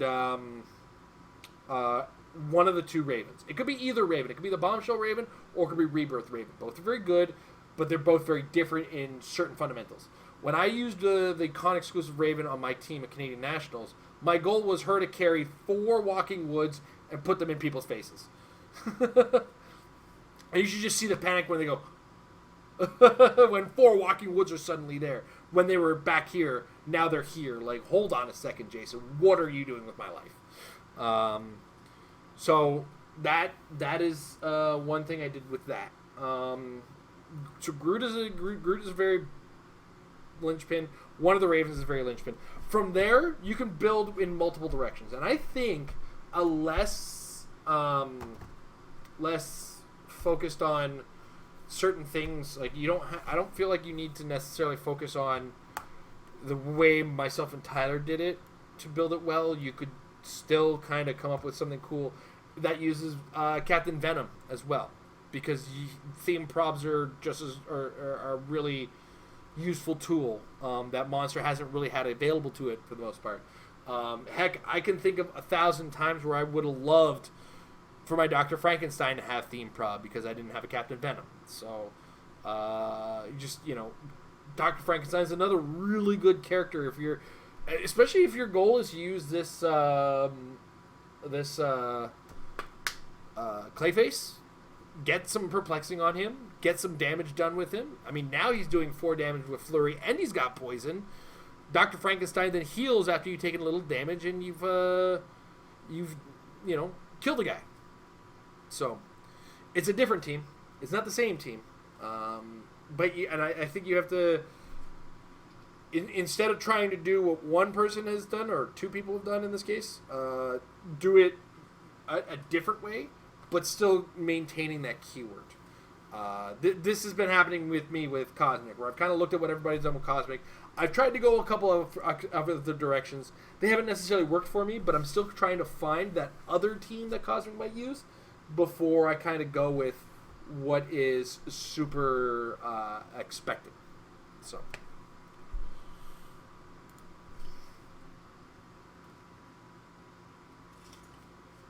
You still have my attention. I'm just trying to find the stylus. Alrighty, so hopefully you can still hear me though. Alrighty, I guess we're gonna take a week, I guess we're gonna have to wait a week now. To hear some of the takeaways from the Rock. What was that? The event played at Gen Con. So the question, the Rock Regional Gen Con played this weekend. What have you been keeping up with that, and what are some of the takeaways as far as that's concerned? It's hard to say grand scale of things. There was 12 people in attendance for this regional. That's not a bad thing. 12 really good players played in this event. A couple takeaways I can definitely say. I've clicked off, shared a fair bit of information. Unimind is still relevant. Don't lose track of him. Kobik is still super relevant. Don't lose track of that. What else? Q made top 4 of this. So Q Prime is playable. Jay would have a better idea of that because Jay did play in this particular event. And Emily was there, and she made top 4. So guess what? Vulture's still relevant. If that's what I was if I was trying to extrapolate data from that event, but this is a 12-person event. I don't have an idea of all the teams, and I can't necessarily extrapolate a great deal of data from it myself. But from what I've heard and what I've seen, good players played. Good players did well in the event, and there's a lot of what we expect. A lot of stuff still lingers, and a lot of stuff is starting to show its face. So that would be the information I could, based on what I know of this event.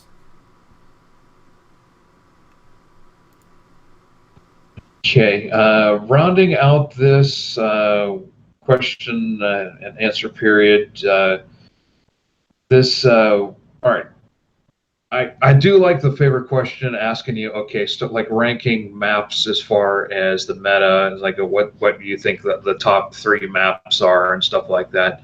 I'd like to look at the month 1 and month 2 maps for this Regenesis thing and suggest, okay, where do these 2 maps fit in as far as the what you might have already like predetermined. Okay, we got the list here of these are the top 3 maps. All right, we're going to add the 2 Regenesis maps, and are they going to be just under those? Are they better than what we've already seen so far, or where do they get slotted into the already existent list?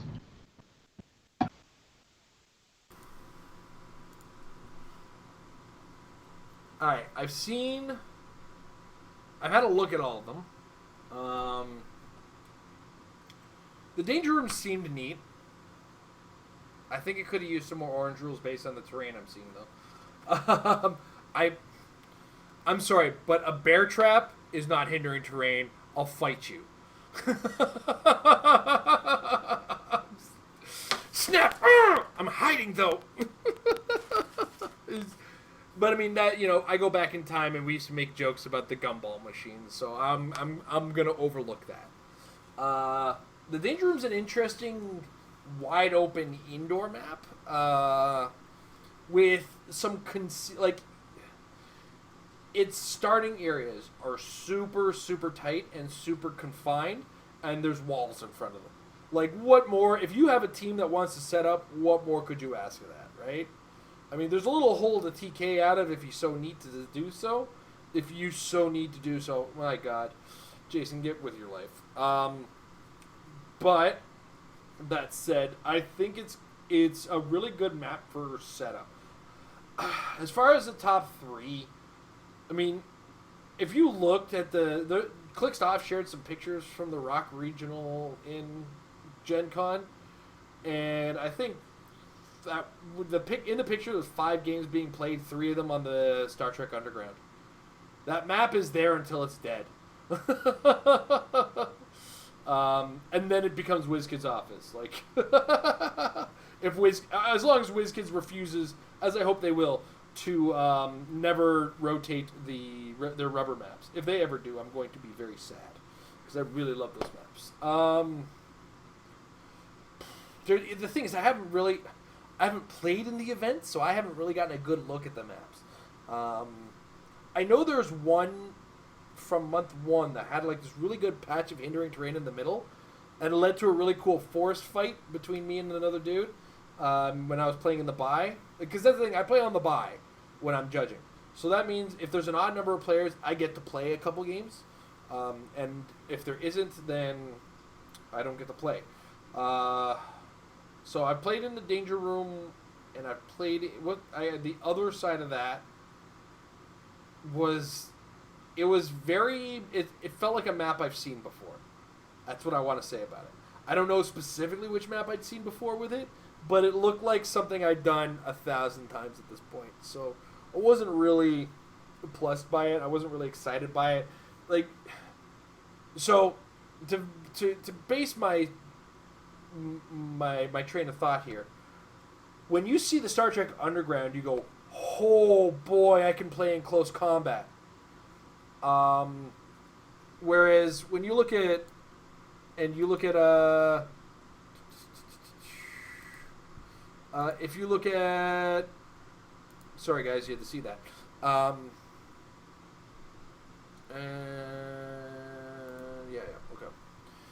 Sorry. If you look at the Star Trek Underground map, you go, I can play in close combat because they're never going to shoot me through this. This is ridiculous, and I love it. And you look at the other side and you go, you're never going to hide from me because this map is wide open. Like, there's literally the 2 different extremes with the 2 maps. And that is why they're very popular maps. They kind of limit where you're going with this. Yeah, and I'm thank you very much, Lucian, for sharing the pictures that Dial H had on Twitter. Like, literally, the new map with the water going through it, like the creek, that looks like a portion of a map I've already seen before, and it's the Dawn of Man, I think, was the map I'm thinking of. And it looks like a piece of that. So, honestly, it's cool. I don't think it's breaking the game. It's got a lot of hindering terrain. It's got a lot of water terrain. It's probably the one WizKids map with the most water terrain, I want to say, that isn't a rock map that, like an Atlantis team or a Flora Colossal can use. So that's promising for it. I think there's a lot of potential for that map. But none of them made me go, yeah, definitely, like the Star Trek maps did. Like, those are definitely top 2 maps, depending on what team you're using. Right? Or it's like, well, I want to shoot you, so I'm going to put you in a muck time. Well, I want to punch you in the face, so we're going to go in the Star Trek Underground. Or I want to phase through a map so you can't shoot me. Star Trek Underground, right? This is really the pluses of both of those maps, and it's like they're the extreme basics for both types of teams, and that's why they see a lot of play. As well, the underground lends itself a lot of extra protection for if you got a team that can already benefit from barrier, like the ice ring just dominates the blocking situation inside of the Star Trek Underground. So, yeah. So they're good. They're just not mind-blowing great, and they do have places on certain teams, just not to the level and not to the excitement that you get from those two, oh my god, extreme maps.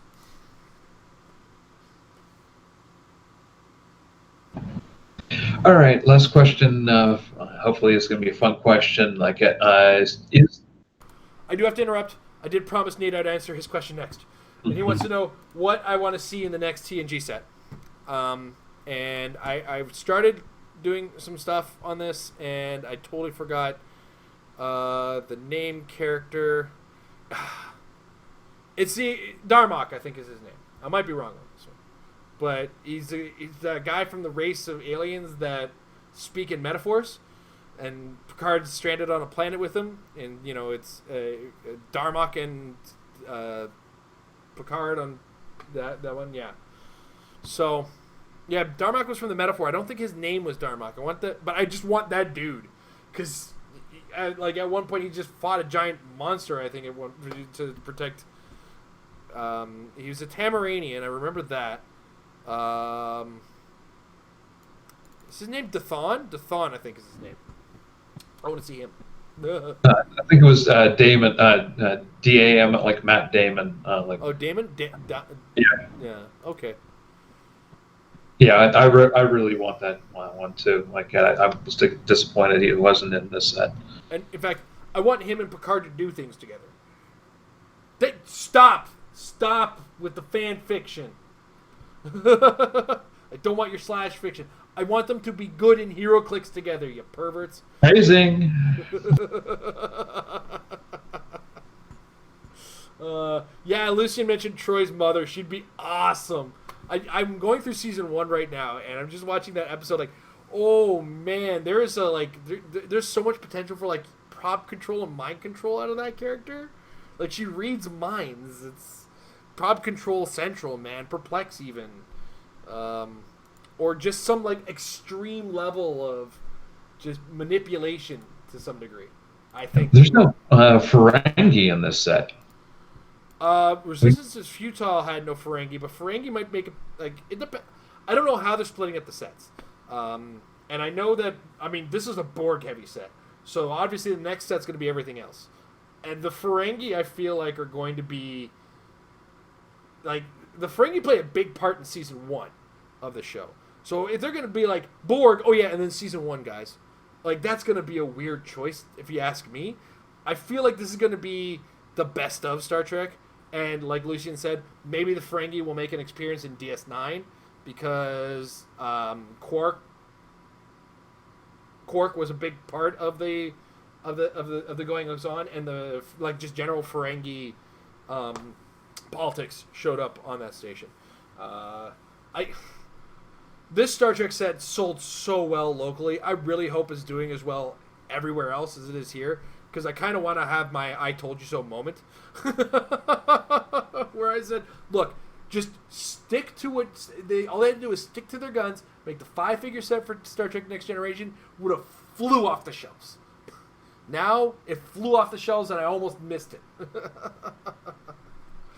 All right, sorry, Mike. Your last question. I apologize. I promised Nate in the chat that.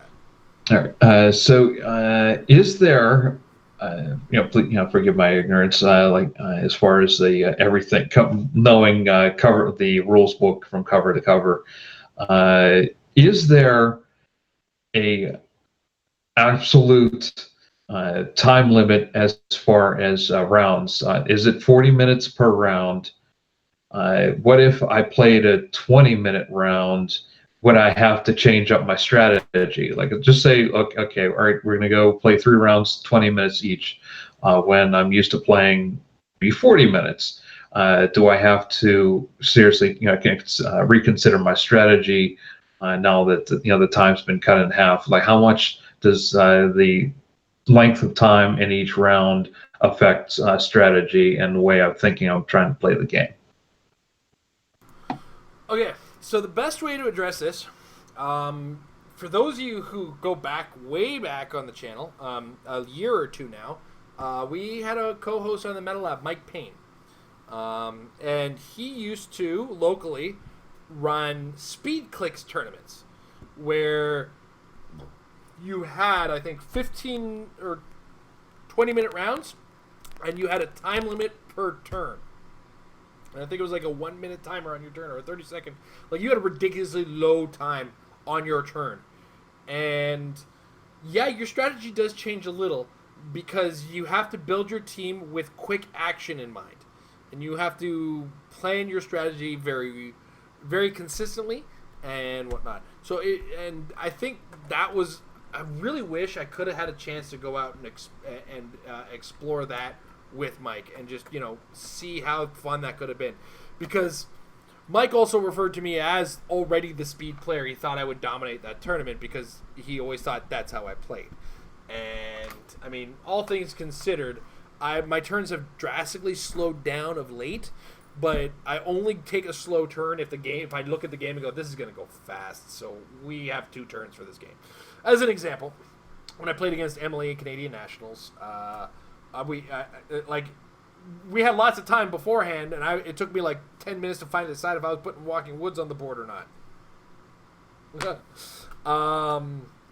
And so what ended up happening in that game was I got stomped. And then again, Emily played her in the top 2 of this last tournament, and our game lasted, I'd say, about 18 minutes. 9 of which was me deciding how I could possibly, on the first turn, attack her Medusa with my yellow jacket. And then the next 9 minutes were me losing the game. So, anyway, that said, kind of blow smoke up my own keister for a second. We have done that locally, and it does go over well, and you do have to kind of change your mind about how you're going to play. You can't expect to take your super meta team. It takes a lot of turns, a lot of actions, and a lot of free actions to work in that short time limit. You don't have that kind of time. You have to come up with a quick, concise, I'm going to hypersonic attack. What? That's it? Yeah. Okay, cool. I'm going to perplex up his attack and charge. Great. Well, just do it. Done. I'm going to run and shot. You got to make sure what you're planning on doing is going to be quick, elaborate, or not even elaborate, just quick and to the point. And if you do run like a 20-minute round tournament, you do have to add a stipulation of times on turns, because literally in a 20-minute game, if people play at the pace they normally play this game at, you're going to get 3 or 4 turns at best and a lot of pissed off people. So you have to add that extra stipulation to it. And unfortunately, it's going to be one of those games or those tournaments where you have to turn everybody and say, you're going to need an electronic device, and you're going to need a timer beside you. And you're only allowed to use a timer for your electronic device, deal with it, and, or a chess clock app or something like that. Like, something to that effect to make that sort of stipulation work. Because traditionally, in major tournaments, rounds are 45 to 55 minutes, depending on the judge's call. And I think that arbitrary nature of it is nonsense, in my opinion. And we're the only, every game that I've ever played, it's been you have this much turn time per round. That's what you get. And all of this, a lot of the strictness of time limit, or the confusion attempts at time limit, are caused by people of a nature who feel themselves hard done by time, and feel that they need to find some way around it, and really in the end nobody's going to stop it, because it's just going to happen until some kind of hard set rule is created, or judges start to make themselves aware of how long things are taking. I've only ever given one warning for time, and it was because I was active judging, observing a game, looked at time, called half an hour left, and realized that is this turn 2? You need to hurry up. And even though you have a lot of actions on your turn, you as a player have to know how to make them faster. Babble, babble, babble, babble, babble. Good idea. Make sure you add limitations.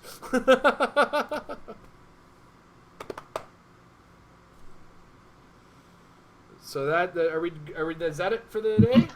Yep, that's it. That's every question here that I thought of.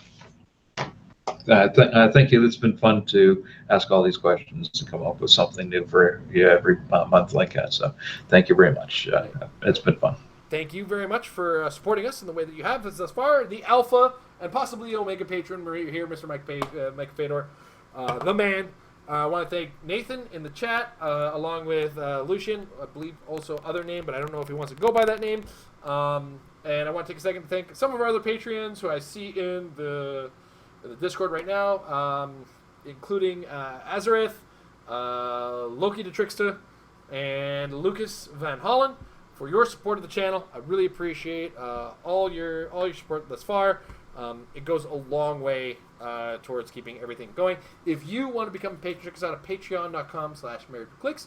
Like I said, you get access, as I said at the beginning, you get access to Discord, you get access to this monthly Hangout, and there's other patron rewards that we do offer at higher levels if you wish to partake. We're going to be getting a little bit more active with the $5 patron links. I apologize that we've been dropping the ball on that one a lot. Keep your eyes open this week. We're going to get some more Move and Attack out. We're going to try to get more Move and Attack out. We'll see how that goes. Yeah, so thank you guys for watching. Thank the patrons for supporting us thus far. And we hope to see you guys on the next episode of anything that we run here on the Married with Clix.